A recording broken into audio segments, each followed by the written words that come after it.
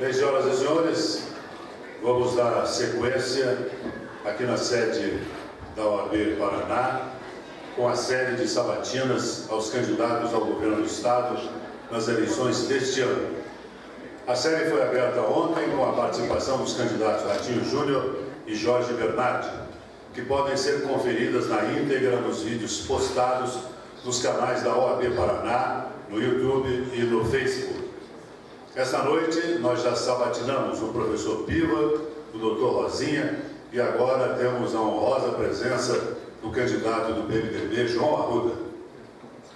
A Ordem dos Advogados do Brasil tem como missão representar a advocacia, mas também defender os interesses de toda a sociedade.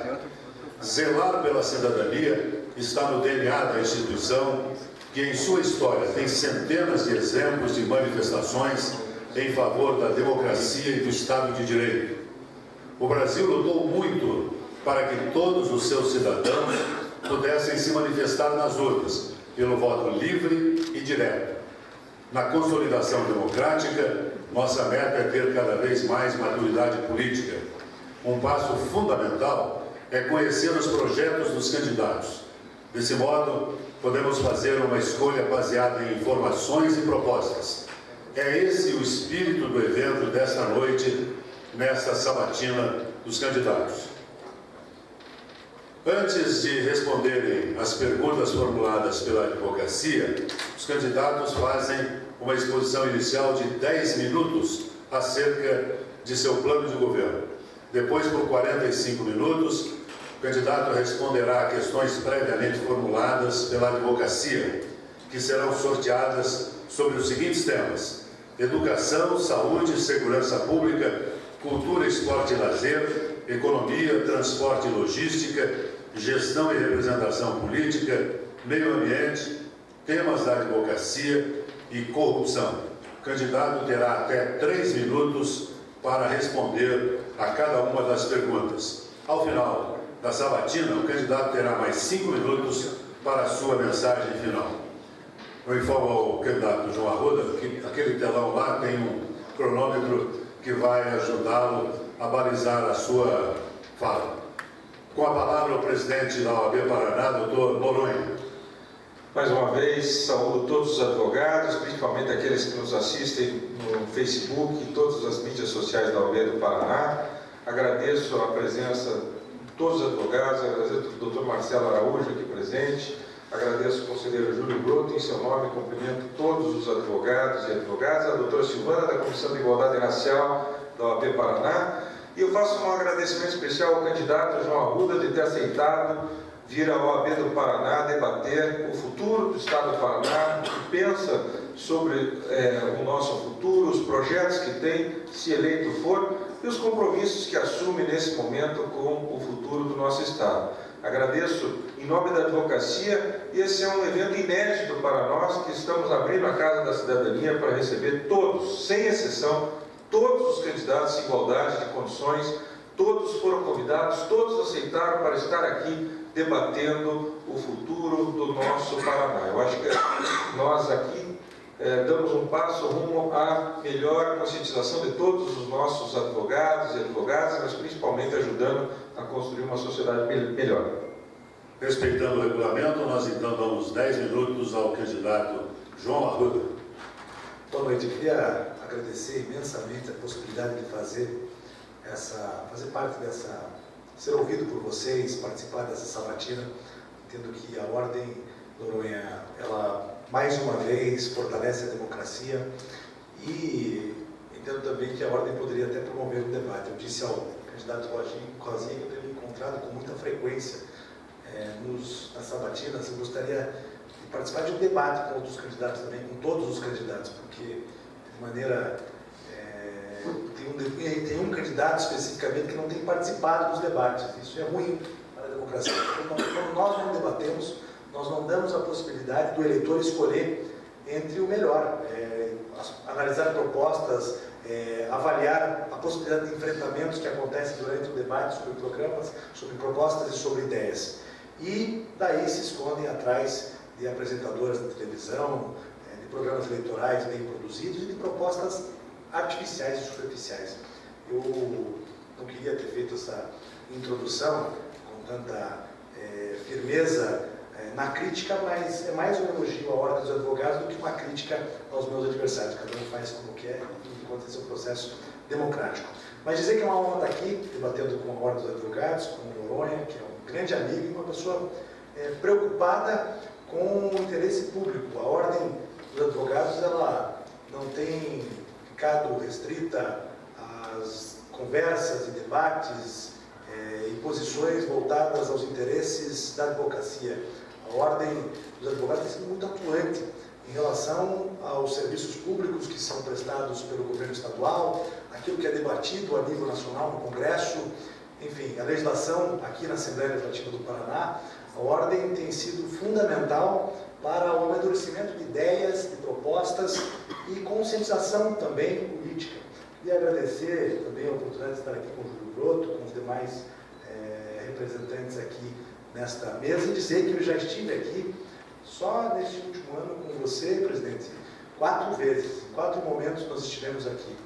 Primeiro debatendo a questão do arrocho fiscal com as empresas mineradoras, em que a Ordem trouxe aqui os representantes e entidades que representavam estas empresas que estavam sofrendo um processo de aumento de impostos, e nós fizemos um enfrentamento juntos importante, aqui também.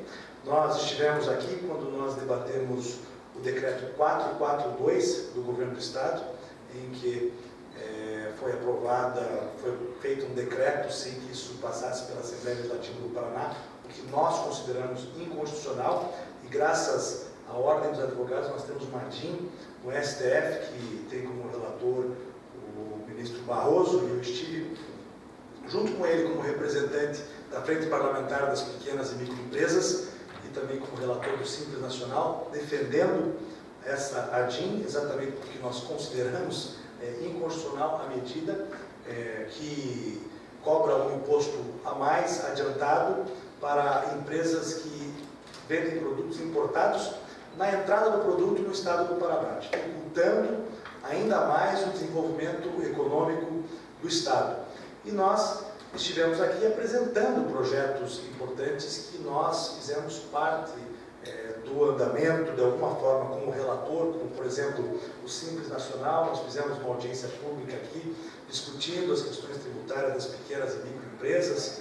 Nós estivemos na Assembleia Legislativa do Paraná fazendo o mesmo debate, e estivemos aqui também com o presidente da Comissão Especial da nova lei de licitações. Eu sou relator da matéria, nós estamos em fase final, e o que me deu muita experiência administrativa também, porque trabalhei em parceria com o Ministério do Planejamento, com a Fazenda, com o Banco Central, quando relatei essas 2 matérias importantes. Estabelecemos diretrizes muito claras do que entendemos que é o necessário para a gestão pública, como governança, planejamento, profissionalização, transparência através de dispositivos importantes como a tecnologia e o combate à corrupção através da prevenção. É preciso ter diretrizes claras e como queremos estabelecer uma nova gestão, porque não adianta nada a gente vir aqui com grandes ideias sobre o que queremos fazer no Estado do Paraná nos próximos anos, se não tivermos uma gestão eficiente. Hoje, com o número de secretarias que nós temos, isso se torna inviável. Se eu mantiver as 26, 28 secretarias, a cada dia tem uma nova secretaria, uma secretaria a menos, vou passar um mês fazendo audiências com os meus secretários. Nós precisamos reduzir isso, precisamos de 7 eixos de trabalho. Eu não tenho nenhum receio de dizer que nós vamos diminuir essa estrutura, porque não vamos desgastar. O que cada setor, o que cada segmento, o que cada representação, o que a sociedade quer em relação à sua representação no Executivo Estadual, tem muito mais a ver com estrutura de pessoal, com eficiência na profissionalização da gestão e orçamento, do que ter, de fato, um secretário. Mas eu quero trabalhar com desenvolvimento econômico, desenvolvimento social. A Secretaria, e estou falando isso aqui em primeira mão para vocês, a Secretaria da Casa Civil tem que ser uma secretaria de gestão, não pode ser instrumento político para tratar prefeitos como cabos eleitorais na próxima eleição, e sim uma secretaria que possa ser o coração, o cérebro dos outros eixos do trabalho. Uma Secretaria das Cidades, que tem que substituir a Secretaria de Desenvolvimento Urbano, que também tem sido um instrumento de toma lá da cá, tanto da Assembleia quanto com os prefeitos, que não são tratados como gestores. E a Secretaria das Cidades tem que ter um banco de projetos, critérios, demandas que cada cidade precisa, e esse gestor tem que procurar e receber convênios de linhas de crédito a fundo perdido diante dessas demandas. Não adianta nada, presidente Noronha, liberar um campo de futebol para uma cidade que precisa de calçada, de asfalto, acessibilidade, uma ciclovia, uma ciclofaixa. Com urbanistas, com especialistas, nós teremos esses critérios, um diagnóstico claro do que cada cidade precisa no estado do Paraná. Saúde, educação e segurança. Serão os 7 eixos de trabalho que nós vamos utilizar a partir do ano que vem. Já que muitas perguntas são relacionadas, pelo que eu ouvi aqui do Marás, eu vou trazer aqui pontos que não estão nos questionamentos que vocês vão fazer depois na hora da sabatina e das perguntas. Eu preciso melhorar, como governador do Paraná, os desequilíbrios sociais do nosso estado. Nós temos 90% das famílias endividadas aqui no estado do Paraná. Exatamente porque o governo e a má gestão do governo potencializou uma crise nacional. A média nacional é de 56%, aqui no Paraná quase 90%. Exatamente por quê?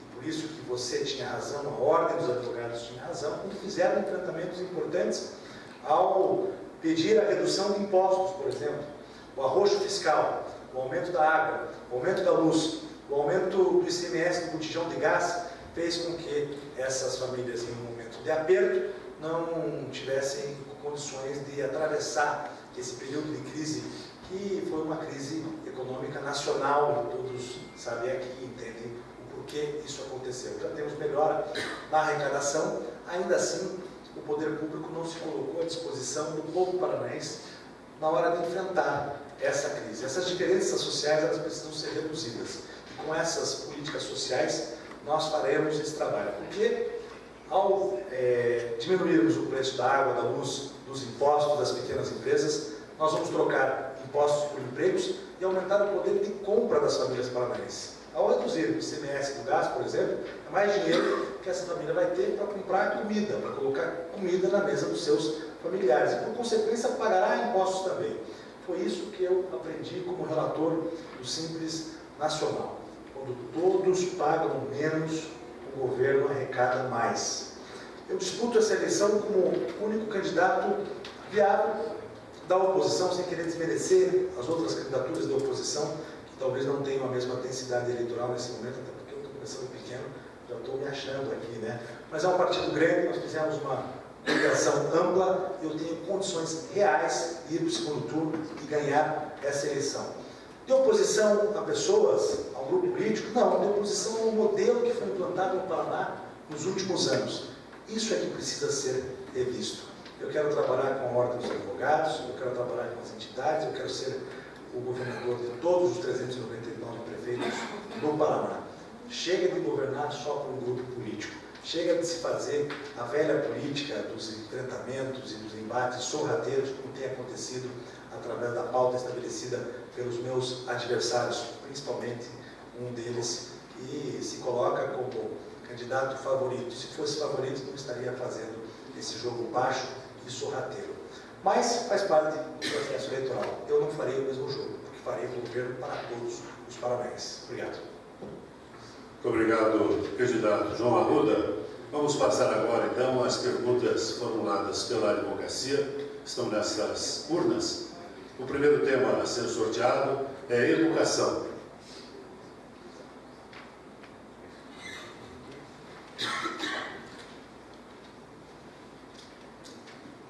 Deputado, a Justiça determinou que as universidades deixassem transparentes os dados de suas folhas de pagamento. As universidades invocaram a sua autonomia para não divulgar os dados. Na sua visão, transparência é empecilho para a autonomia? Pelo contrário, eu como relator da nova lei de licitações, estabeleci isso como regra. Se nós tivéssemos aprovado já o relatório da nova lei de licitações, nós não teríamos a quadro negro do Paraná Paraná, que foi uma investigação que tem a ver com o desvio de escolas públicas, dinheiro que foi roubado de escolas deste governo do Beto Richa, que tinha o senhor Ratinho Júnior como secretário de Desenvolvimento Urbano. Eles estavam juntos e o dinheiro foi desviado de escolas públicas. Contratos que foram assinados, aditivados e as obras nunca aconteceram. E teria, devido à transparência, exatamente porque nós estabelecemos em tempo real a prestação de contas através de vídeo e imagens de fotografia durante todo o andamento de execução das obras, todo o cronograma de execução das obras. Desta forma, o cidadão pode, e os portais da transparência podem fazer parcerias com os observatórios e outros dispositivos que a própria Ordem dos Advogados pode trazer também, para que o cidadão possa acompanhar a execução das obras à medida em que ele tem acesso a informações, como dados do empenho, do repasse, do convênio, e acompanhar o andamento se o dinheiro está sendo de fato aplicado. Se isso estivesse já em vigor, provavelmente nós não teríamos essa operação de investigação, porque ela não teria acontecido, o dinheiro não teria sido roubado. Por outro lado, a questão das universidades estaduais, ela tem sido tratada com um certo preconceito por parte do Executivo. Os professores ganham bem, sim, eu não quero retroagir em direitos adquiridos por esses professores, mas as universidades elas podem cumprir um papel ainda mais importante para o governo do Estado, na formulação de políticas públicas, no apoio e parceria que elas podem dar através dos seus residentes em prefeituras que não têm mão de obra qualificada e os jovens estudantes acadêmicos podem cumprir esse papel. O que nós precisamos fazer não é agir com preconceito em relação aos salários que são altos dos professores e de pessoas que fazem um trabalho voltado à pesquisa, à ciência. O que nós precisamos fazer é exigir contrapartidas dessas universidades, das nossas universidades, que são motivo de orgulho para todos nós, criadas pelo ex-governador Paulo Pimentel, para que elas possam cumprir um papel determinante na implantação e formulação de políticas públicas voltadas à agricultura, à saúde pública através da medicina e outras áreas de relevância, até mesmo nas diretrizes que devem ser estabelecidas para o desenvolvimento regional através do apoio que podem dar as pequenas prefeituras do Paraná. Muito bem, o próximo tema é saúde.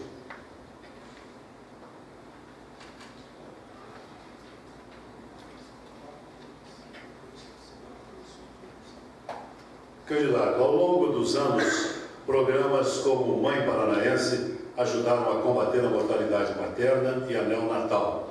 Sua gestão vai manter esse programa? Eu acho que o Mãe Materna é um programa bom, mas não tem sido implantado com eficiência. Os resultados, eles não têm a efetividade que nós tínhamos quando nós tínhamos os centros da mulher e da criança, as clínicas da mulher e da criança. É preciso aperfeiçoar esse programa também, que passou a não existir mais no Paraná, porque era um governo da gestão anterior. Então existe em alguns casos existe um certo preconceito a programas de governos anteriores, porque entendem que isso pertencia a um grupo político. Muito pelo contrário, isso pertencia ao povo paranaense. No Hospital de Telêmaco Borba, eu até fiz um programa eleitoral, eu coloquei a questão do hospital regional, que não foi inaugurado, depois de 7 anos foi inaugurado, sem um relé, sem a possibilidade de se colocar energia para conseguir a autorização da vigilância sanitária, algo que era para ser um hospital, uma unidade que era para ser referência em pediatria, em UTI neonatal, exatamente porque foi uma obra que foi construída em um governo anterior. Mas eu quero evoluir em um trabalho voltado à primeira infância. Eu fiz parte da Frente Parlamentar de Apoio à Primeira Infância. Estudos científicos demonstram que as crianças, nos seus primeiros 1000 dias de vida, incluindo a gestação da mãe, quando existe um tratamento diferenciado, uma assistência, através de profissionais preparados, elas vivem muito melhor depois. Isso significa atendimento em relação à alimentação, atendimento em relação à orientação e um trabalho também pedagógico já desde cedo, de orientação aos pais de como se relacionar, de quanto tempo elas podem ficar na frente de uma televisão, de como você deve conversar com os seus filhos, ler um livro na frente dos seus filhos. Estudos demonstram que crianças recém-nascidas, quando abrem os seus canais de comunicação, logo no início das suas vidas, elas têm condição de aprimorar o seu conhecimento, e isso só será verificado depois desse processo de aprendizagem no futuro. Criança que ouvia, por exemplo, a língua japonesa muito cedo, uma criança americana, e que 10 anos depois, ou 15 anos depois, a mesma criança aprendia o japonês com a outra criança que não tinha vivido o mesmo processo de aprendizagem logo nos primeiros dias de vida, e a condição de aprendizagem desse adolescente era muito maior, era com muito mais eficiência, que eles conseguiam ensinar uma segunda língua, o japonês, para essa criança. Nós precisamos implantar aqui no Paraná, através das clínicas da mulher e da criança, e nós vamos fazer isso em parceria com o projeto da doutora Zilda Arnes, que tem um trabalho muito importante nessa área de primeira infância, e tem todo o know-how e expertise para se estabelecer essa parceria com o poder público. O próximo tema é segurança pública.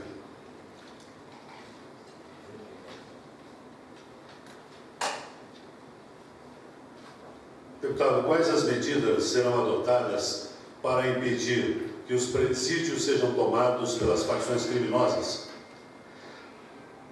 Eu quero até assumir um compromisso aqui no meu programa de governo, por sugestão e debate da Ordem dos Advogados.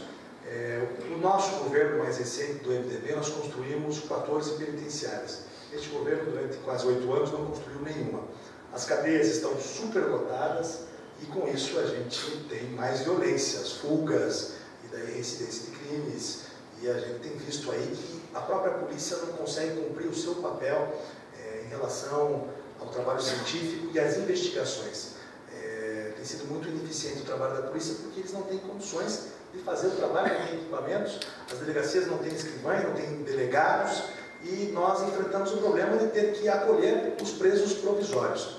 Nós vamos construir novas penitenciárias. É preciso buscar esse dinheiro junto ao governo federal, ao fundo do Ministério da Justiça. O dinheiro foi perdido nos últimos anos. Eu, como coordenador da bancada federal, pude verificar isso logo no início do meu mandato. Eles tinham o dinheiro disponível para se construir novas penitenciárias, aprimorar o sistema carcerário, porque a situação hoje é desumana, tanto para o preso quanto para o agente penitenciário. E eles perderam o dinheiro. Mas, em um primeiro momento, eu não tenho feito aí, presidente, promessas de campanha mirabolantes em nenhum aspecto. Eu tenho feito propostas com os pés no chão. No programa do governo é algo viável que pode ser implementado a partir do ano que vem, porque nós vamos precisar consertar muita coisa.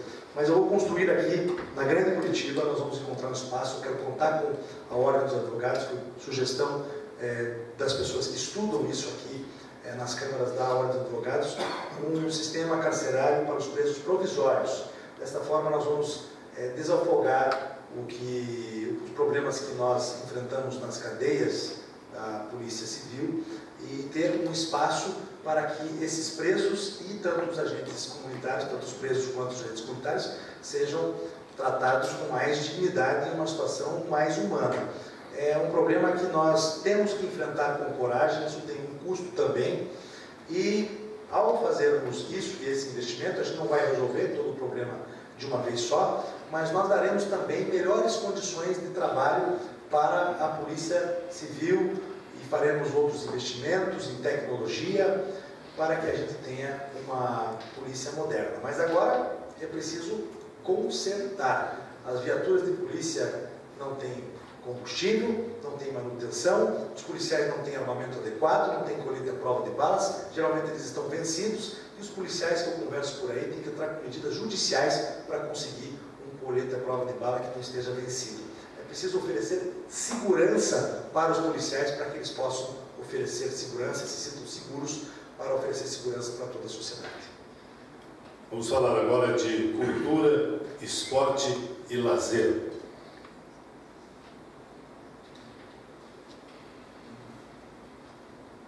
A pergunta é a seguinte: assistimos no início do mês a trágica destruição do Museu Nacional no Rio de Janeiro.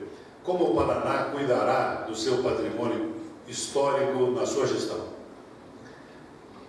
Primeiro é preciso eleger um governador que tenha essa sensibilidade, que conheça o patrimônio histórico do Estado, que respeite a história e as tradições dos paranaenses, para que a gente possa desenvolver um trabalho nesse sentido. Investimentos em infraestrutura, que tem a ver com a preservação do patrimônio público. Eu já fiz isso em parceria com o IFAM, como deputado federal, e nós estamos recuperando, restaurando prédios históricos importantes no litoral paranaense. Antonina, a única cidade que foi contemplada através do Pacto das Cidades Históricas. Se vocês não têm passado por lá, o mercado, o Armazém Macedo, que fica na Bahia, na frente, logo na Bahia, aquele prédio que está em ruínas, está sendo restaurado pelo IFAM, com investimentos altos, o valor é quase 8 milhões de reais. A igreja também será recuperada, a Ponta da Pita também, e também a Bahia. É preciso fazer investimentos em infraestrutura e trabalhar a possibilidade de fomentar o turismo, que pode gerar também empregos rápidos, diretos e indiretos. No litoral também, eu quero implantar um terminal de passageiros. Não tem por que os navios passarem pelo nosso litoral e irem direto para Santa Catarina, vir do Rio de Janeiro, São Paulo e ir para Santa Catarina. Tem que passar por aqui, tem que gastar um pouco do nosso comércio, comer uma bala de banana em Antonina, um barreado ou uma cachaça em Morretes, e fazer com que a gente possa fomentar também os empregos e a economia através do turismo. As atividades culturais precisam acontecer também dentro da escola. A escola tem que ser o meio de vida das famílias paranaenses, porque é, na verdade, o único instrumento de formação desse jovem, muitas vezes. Nós temos grandes desequilíbrios sociais no nosso país. E para se praticar esporte, para praticar arte, cultura, fazer parte do teatro, ter acesso à literatura, à poesia, isso tem que acontecer dentro da escola. Vou trazer de volta o Festival de Artes, o Projeto Fera, mas também vou estabelecer um programa de maneira mais constante, que deve acontecer no contraturno escolar nos finais de semana, para que os jovens tenham acesso à cultura e à arte dentro da escola. Fui presidente da Comissão Especial do Marco Civil da Internet. Foi um avanço importante para que todos os jovens do Brasil tenham acesso a uma internet a um preço justo. Queriam estabelecer uma internet para ricos, uma internet para pobres. E nós, com a neutralidade e a imposição da neutralidade no projeto, conseguimos fazer com que todos tenham o mesmo acesso à internet, independente dos interesses comerciais das empresas de telecomunicação. Desta forma, a mesma criança que mora na zona rural, e Dr. Ulisses, por exemplo, que não provoca interesse comercial das teles, tem o mesmo acesso à internet do que uma criança que vive aqui na nossa capital. Vamos agora sortear a pergunta dos advogados sobre economia.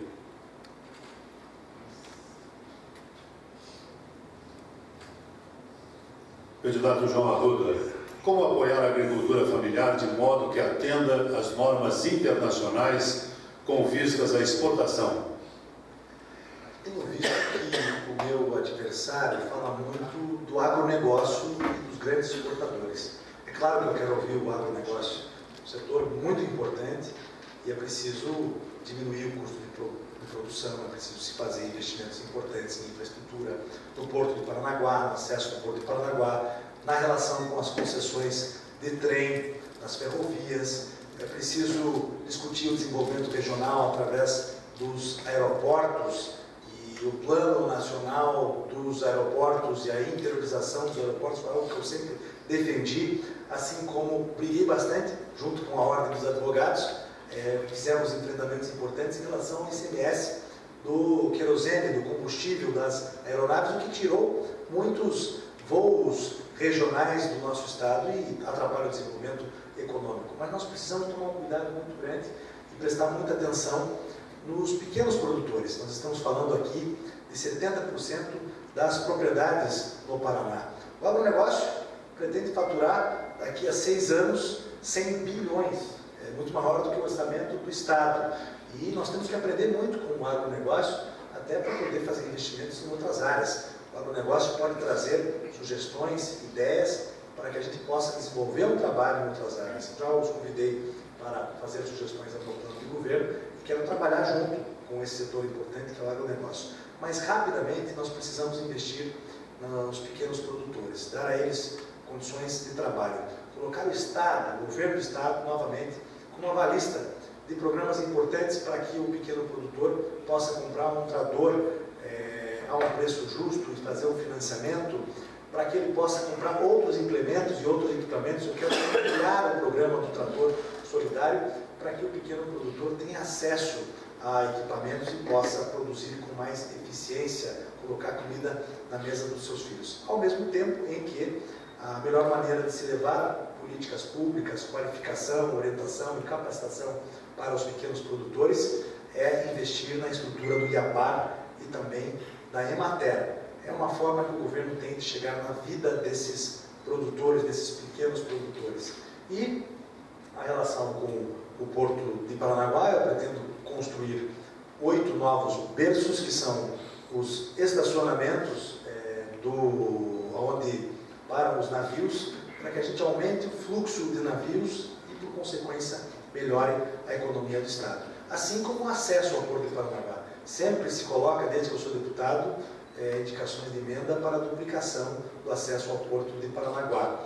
Nós já temos aprovado pela ANTAC a possibilidade de construção, com o orçamento do Porto, de 4 novos viadutos, exatamente para melhorar o acesso ao Porto de Paranaguá. Próximo tema, transporte e logística.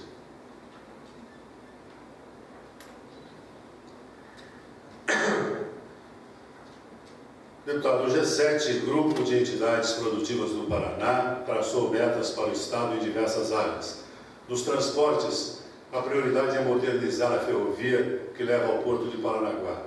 O senhor contempla essa modernização em seu plano de governo?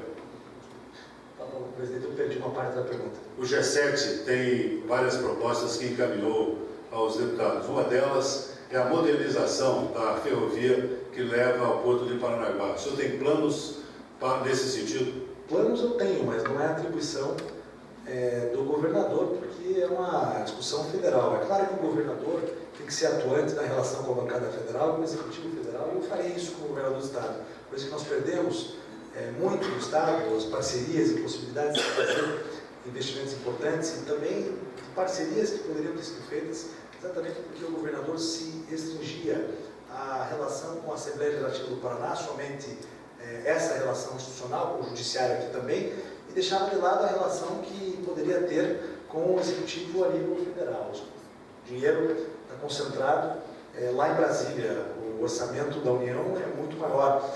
Muitas vezes esse dinheiro é desperdiçado através de indicações de emendas, que poderiam ser direcionadas através de um projeto mais claro, em parceria com os parlamentares a nível federal. Fui coordenador da bancada do Paraná, tive apoio dos 33 deputados parlamentares federais, os 3 senadores de todos os partidos, passando pelo PT, PP, PSD e PSDB também. Seria um governador atuante nessa discussão. É claro que eu sou a favor de uma nova ferrovia que passe pelo oeste, que venha de Mato Grosso do Sul e que dê acesso, dê acesso ao Porto de Paranaguá. Mas hoje o projeto ainda não é economicamente viável. São as empresas e o próprio agronegócio que dizem isso.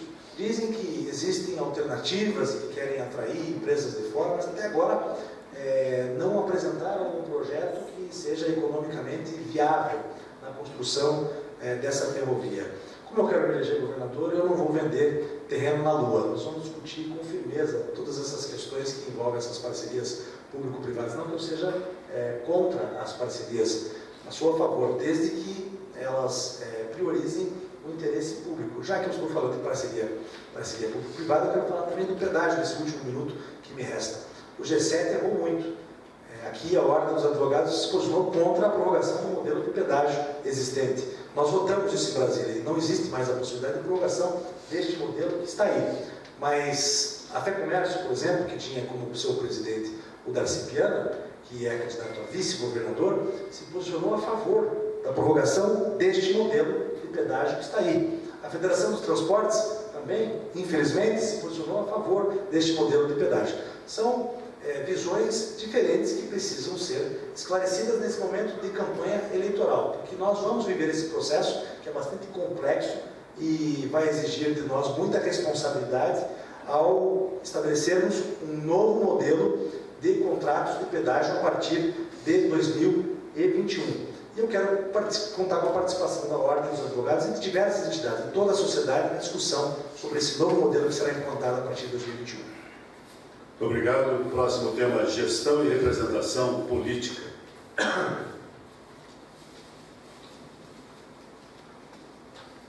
Candidato, há medidas de desburocratização previstas em seu plano de governo? Quais são as prioritárias? Vou colocar em prática aquilo que eu fiz através da lei de licitações.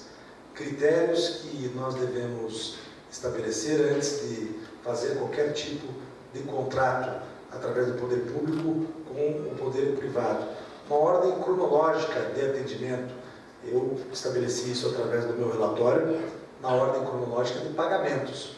Muitas vezes isso é consequência de atos crimes de corrupção, são resultados de um não estabelecimento de uma ordem cronológica, critérios na ordem dos pagamentos, porque se seguir o pagamento, fiscal que não paga, então é preciso transparência nesse processo todo.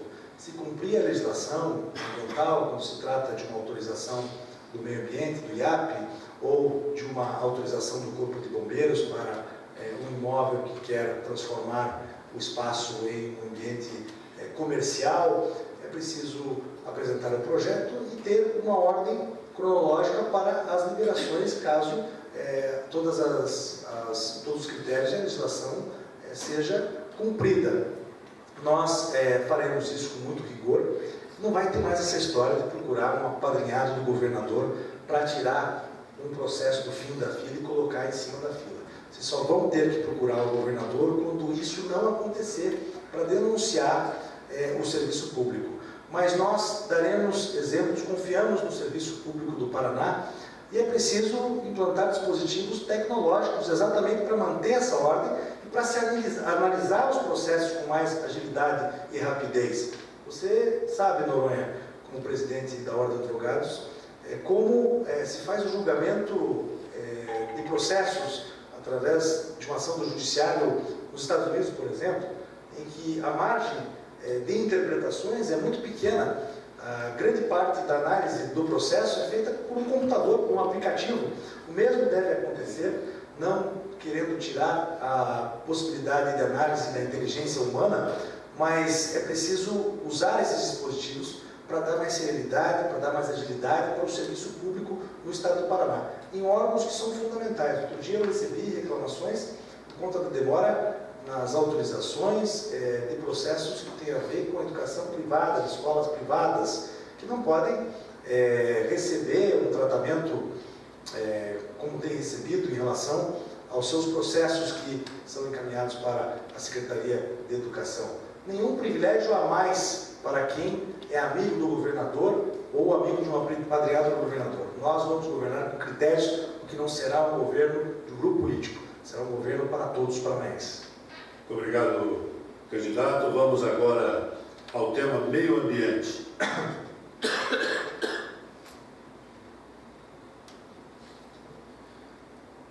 Seu plano de governo prevê medidas para melhorar o saneamento básico no Paraná? Quais?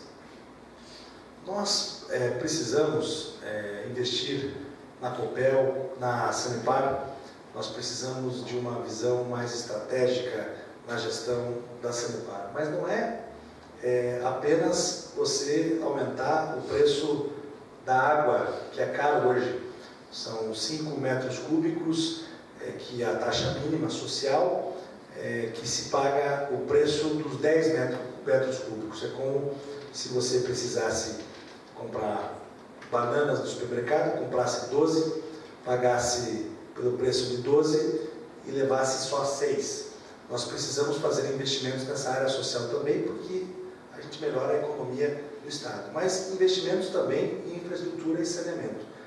Isso pode acontecer tanto através da Sanepar, quanto através da FUNASA, que é um órgão federal que tem muito dinheiro a fundo perdido.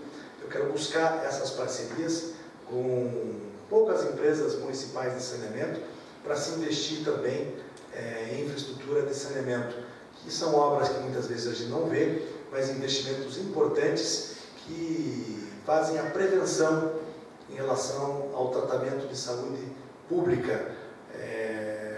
A Sanepar terá um papel decisivo também nessa questão ambiental, assim como eu pretendo criar dispositivos através do meio ambiente para se capacitar, para se qualificar e conscientizar prefeitos, gestores e também fazer isso dentro da escola através da formação do jovem, da formação educacional que ele pode ter.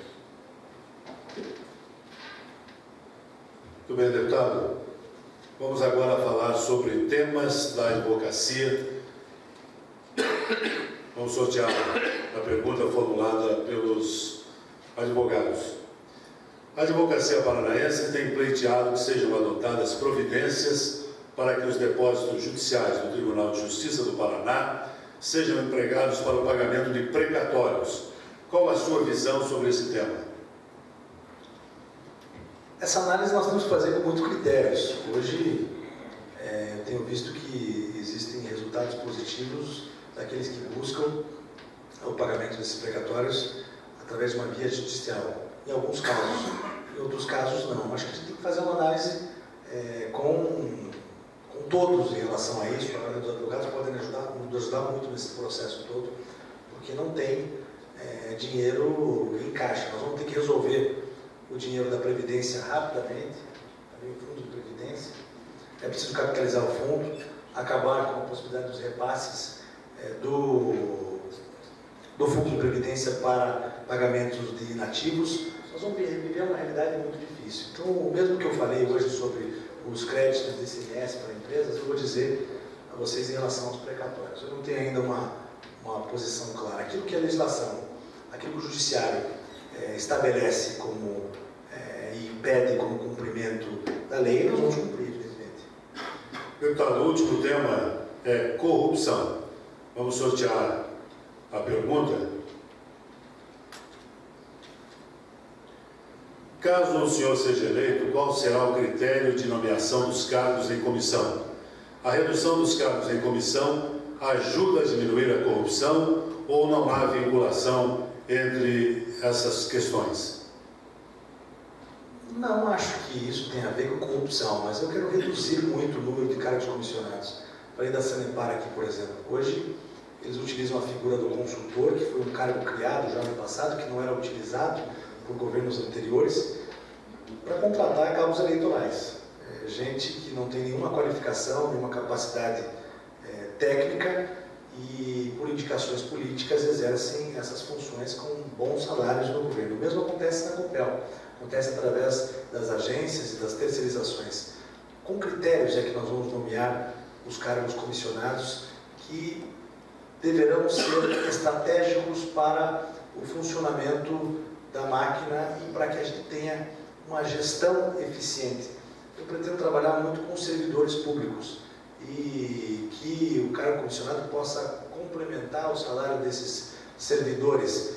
Gente preparada que está no governo, que precisa de incentivo, que precisa de estímulo e que podem assumir compromissos importantes e políticas públicas importantes.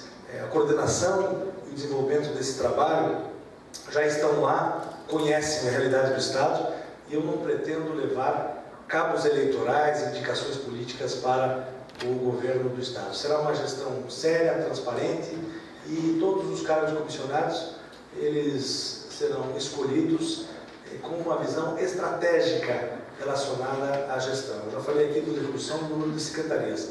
Nós não precisamos desse...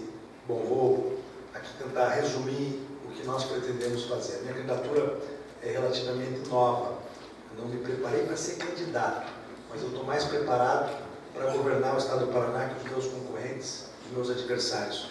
Eu entendo que o Congresso Nacional foi uma escola para mim, projetos que relatei, presidências de comissões especiais que presidi, estudos que fizemos de projetos e de condições financeiras, econômicas dos estados que nós fizemos, a parceria com especialistas em direito administrativo, especialistas em finanças, gente ligada, profissionais do Tribunal de Contas da União, dos tribunais de contas de todo o Brasil, governadores, prefeitos, me deram bagagem para poder assumir esse desafio. E me coloquei como candidato exatamente para me apresentar como um candidato da oposição, um projeto diferente do que está aí. Os outros dois candidatos, principais candidatos, representam a continuidade. É importante que isso fique claro aqui. Quem esteve no governo, quem foi secretário do governo, não é renovação, não é oposição, é continuidade. Renovação é quem fez oposição a esse grupo político que está aí. E eu vou respeitar, inclusive, aqueles que fizerem oposição ao meu mandato. Não será um governo para poucos, como eu disse aqui, não será um instrumento eleitoral para a minha reeleição. Com o mesmo desprendimento, presidente Noronha, você conhece o meu trabalho, conhece os avanços que eu tive na vida pública, elegendo deputado federal a primeira vez com 126 mil votos, depois aumentei a minha votação para 176 mil votos, e teria uma eleição, imagino, tranquila para deputado federal, podendo até ser um dos, ou o deputado federal mais votado do Paraná. Abri mão de tudo isso, exatamente porque não me sentiria confortável em voltar para Brasília como deputado federal, como representante federal de todos os paranaenses, todos os brasileiros e brasileiras, como prevê a Constituição, e deixar o governo nas mãos dessas pessoas que estiveram à frente da administração estadual nos últimos anos. Nós perdemos muito, perdemos na qualidade do ensino, os números do IDEB, que medem a qualidade do ensino, demonstram isso. Nós perdemos hoje para Santa Catarina, Goiás e Ceará. Nós estávamos em quinto, fomos para oitavo. Isso significa que a má relação com os professores também trouxe prejuízos para a qualidade do ensino público no estado do Paraná. A saúde está sucateada, nós temos hospitais e estruturas sem funcionar, enquanto as filas das unidades de média e alta complexidade aumentam a cada dia e não se encontra uma solução. A segurança pública vai muito mal. Eu quero colocar polícia na rua, além do sistema carcerário que nós tratamos aqui, polícia na rua, com coletes à prova de bala que não foram vencidos, implantar um modelo de conselhos comunitários e interação desses conselhos com os policiais, para que as famílias conheçam os policiais pelo nome e vice-versa. Programas sociais importantes, como eu disse aqui, através de um trabalho das nossas estatais, para que a gente possa melhorar a distribuição de renda das famílias paranaenses, e uma política de empregos no estado do Paraná, tanto através do incentivo às pequenas empresas, trocando impostos por empregos, quanto um desconto no ICMS para pequenas empresas, que geraram mais empregos no ano passado. Foram 30 mil empregos, enquanto nós perdemos 20 mil empregos de médias e grandes empresas. É preciso prestar atenção para esse problema também, para que isso não aconteça mais. Mas tivemos um saldo positivo graças às micro e pequenas empresas, que poderão oferecer um primeiro emprego para o jovem que não tem currículo, não tem experiência, exatamente por consequência disso que não consegue um emprego, mas que ele consiga, através de um desconto que nós vamos dar no ICMS das pequenas empresas, para que isso seja o caminho do seu segundo emprego, do seu terceiro emprego, por conta da experiência e do currículo adquirido através deste primeiro emprego também.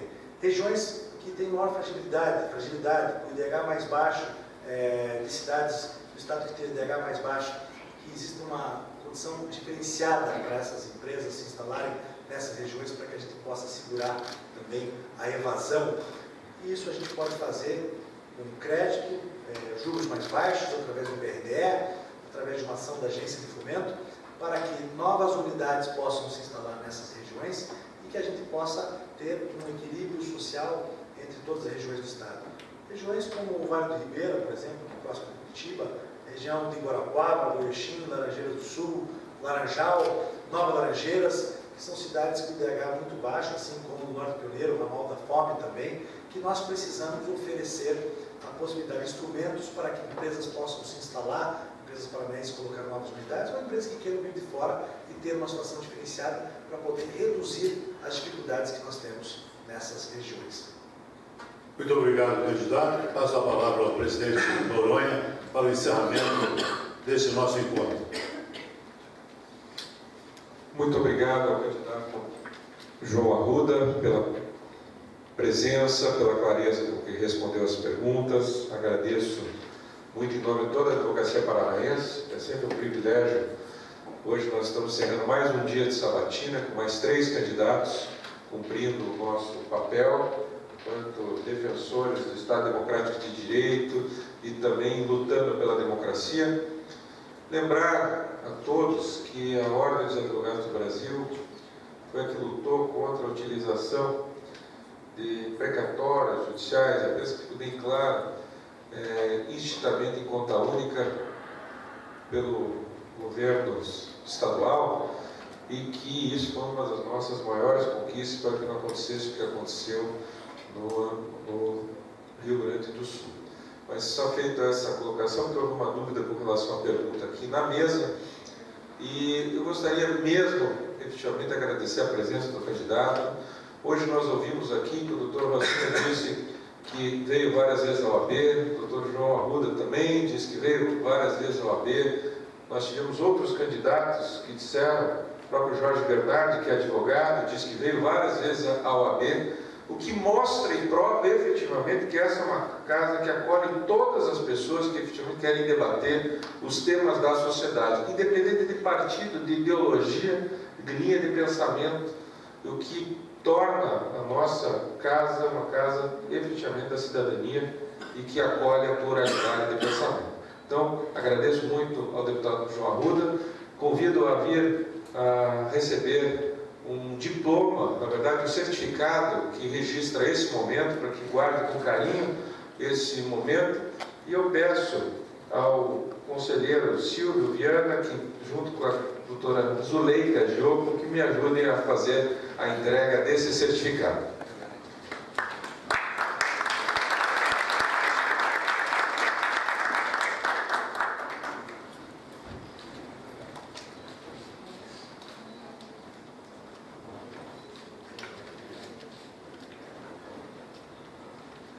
A OAB Paraná agradece mais uma vez ao candidato João Arruda. Agradecemos também a presença de todos que nos acompanharam aqui ao vivo e também pelas redes sociais. Muito obrigado, uma boa noite.